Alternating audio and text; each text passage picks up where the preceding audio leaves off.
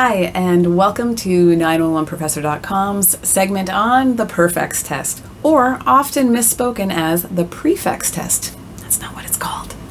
It's called the Perfex test. So, the Perfex test was the sort of original multitasking test. It predated the critical test.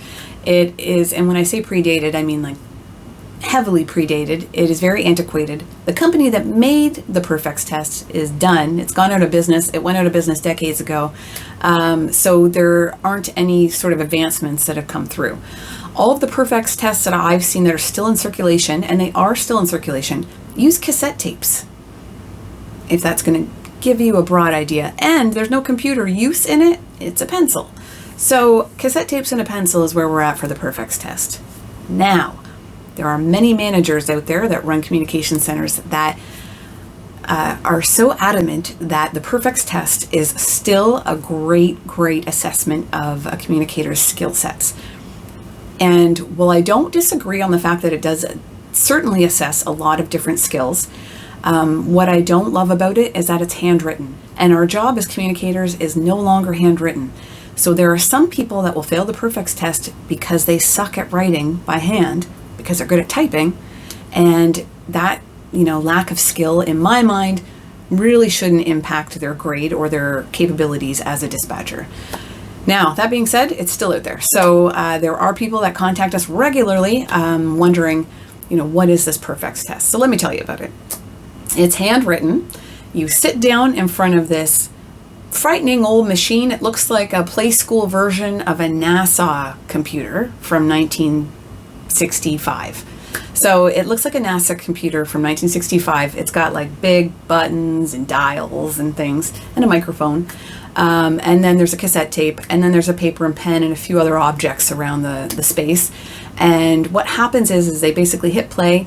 The test is about 45 minutes in length, and they're going to run you through a bunch of activities. So they're going to ask you to listen and write things. They're going to ask you to remember things, short-term memory.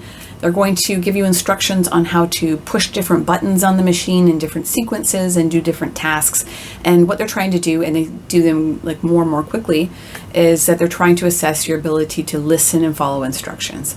It is a good test for that, except for the fact that so much of it is handwritten. I don't love that again. As well, a lot of it, because there's different dexterity skills involved, relates to people's hand-eye coordination and fine motor skills, which again isn't necessarily in and of itself like a deal breaker for a dispatcher. As long as your fine motor skills are adequate to handle like a mouse and keyboard and that sort of thing, touch screens, then that's what you should be measured on, not your ability to, for example, date stamp things or punch holes in things, because those aren't criteria of a dispatcher anymore. They were when the Perfex test was invented. So it's 45 minutes. You're going to run through all these tasks, punch all these buttons, and then that's it. And then you hand it in and you get a grade. I can't exactly describe the entire test for you, but it is you reading things, reading cards, reading map books, listening to calls, listening to number sequences, and handwriting things down, and then again pushing buttons. At 911professor.com, we do have a Perfex testing package. It includes pictures of the machine, it includes a description, tips, and I believe 4 or 5, I can't remember, full practice tests. So they're full recordings and you can write them all down. The only thing I will tell you that we're limited to on the Perfex test is that there is a segment where you have to push buttons on the machine. We don't have the machine, so you can't push the buttons. Again, we're not mailing you a machine or a mock machine to practice on.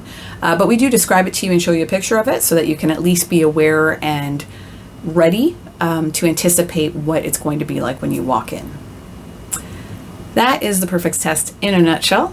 Please let us know if you have other questions. I wish you the best of luck on your Perfex test and probably following up on a critical test after that.